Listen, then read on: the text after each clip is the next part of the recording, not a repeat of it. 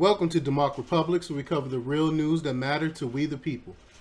Judge's order in Russian troll case further undermines credibility of Mueller report. The Epoch Times reports a federal judge in Washington issued an order in late May finding that special counsel Robert Mueller broke a local law when he presented allegations as facts and statements about Russia's role in an alleged social media operation meant to influence the 2016 presidential election. The judge cautioned Mueller that further statements would have a larger repercussion than a mere warning. Beyond the reprimand, the judge's order was a minute proceeding in a larger case, yet it underlined the unproven nature of the allegations that made up the core of the Mueller Russian election meddling narrative.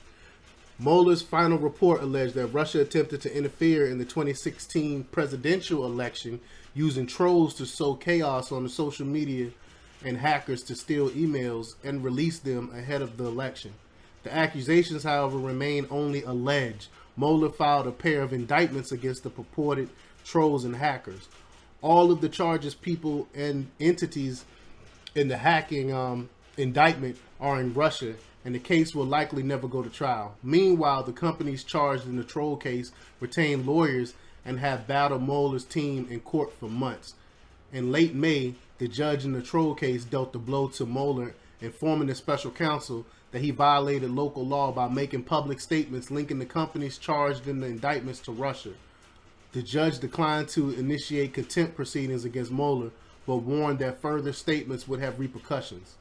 U.S. District Court Judge Dabney Frederick issued the warning verbally on May 28th and formally on May 29th in response to a motion by the defendant Concord Management, LLC, which cited multiple instances in the Mueller report where the conduct alleged in the indictment was presented as an established fact. On May 29th, Mueller made his first public statement, appropriately prefacing all the crimes as alleged.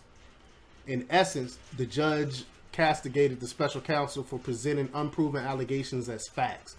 The same can be said about the entire Russia interference narrative in the Mueller report, which rests entirely on unproven allegations and indictments for which no one has been found guilty.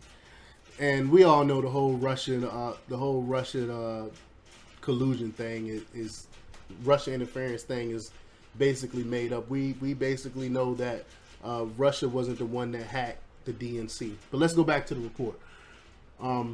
Prior to Mueller's report and indictments, the public knowledge of Russian meddling was based on an intelligence community assessment that represent the views of the CIA, FBI, and NSA.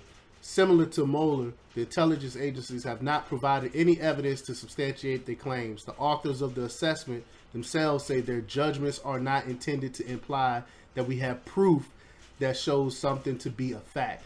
So the whole thing, they even said that they really don't have any proof. Mueller was expected to testify before Congress on July 17th, but the hearing has been postponed. It's unclear, given the judge's warning, how the special counsel would answer if asked whether he can definitely state that Russia interfered in the 2016 presidential election using social media trolls. Repeating some of the statements in the Mueller report would amount to contempt of the judge's order. So I hope they do ask him the question. I hope they do ask him and see what he say to try to catch him and see if he'll actually tell the truth or lie. But when it comes to dealing with foreign nations, it's a given that some allegations can never stand the test of trial. For example, there is no trial that can test Washington's claim that Tehran was involved in the attack of the oil tankers in the Gulf of Hormuz. But lacking a trial, the government can always present evidence. In the case of the tanker attacks, Washington released video footage showing what appeared to be Iranian military scooping up an unexploded Iranian mine from one of the tankers. Mueller presented no hard evidence of the Russian interference and appears to have omitted significant avenues that could lead to obtaining it. The special counsel never examined the physical Democratic National Committee server, like I said earlier, the Russians allegedly hacked, according to the Mueller report. The FBI received images of the DNC servers and copies of relevant traffic logs.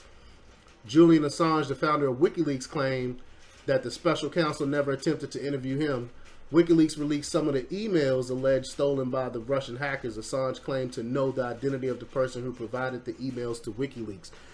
So my question is, they're really trying to find out who was behind the leaks. How come you don't go to the source of the leak? How come you never went to WikiLeaks and asked them, hey, where you get this info from? They never even attempted. That tells me that they don't want to know.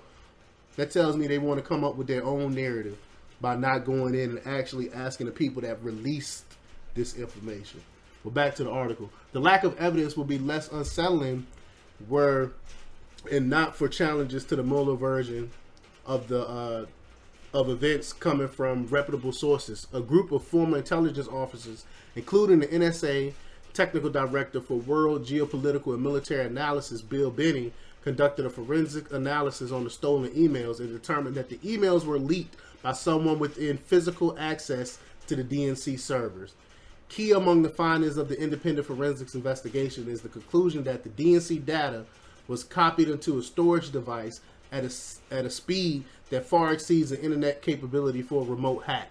The group, veteran intelligence professional for Sanity, wrote in a letter addressed to Trump of equal importance to the forensics show that the copying was performed on the east coast of the U.S. So that's basically saying that someone had to physically have like a flash drive or something like that and physically stick it in the computer and stick it into the server and download that information, because the speeds were so fast it couldn't with the internet speeds we got today, it wouldn't be able to copy that stuff at that speeds. But VIPs had previously produced some of the most credible analysis of the Bush administration mishandling of data prior to the invasion of Iraq, and an analysis of the VIP's memo conducted for the Nation. Nathan Freitas of Guardian Project noted several possibilities in which the server may have been hacked from the outside, but didn't rule out a leak. Several members of VIPs have since presented a dissenting view to the assessment, while a group that includes Benny continues to stand by the assessment that the DNC was the target of a leak. When Assange was asked about the source of the DNC emails in an interview with the Dutch media, Assange declined to name anyone but referenced Seth Rich, a senior DNC staffer who was murdered in Washington on July 10th. Shortly after Assange's interview, WikiLeaks offered $20,000 for information leading to the conviction of Rich's murder. WikiLeaks later released a statement clarifying that the reward offer wasn't meant to imply that Rich was a source for WikiLeaks or that his murder was linked to its publications. So let me know what you think. Leave your comments below. Like, share, subscribe, and check out DEMOCREPUBLIX.com for the latest in news. Until next time. We live in a really nightmare.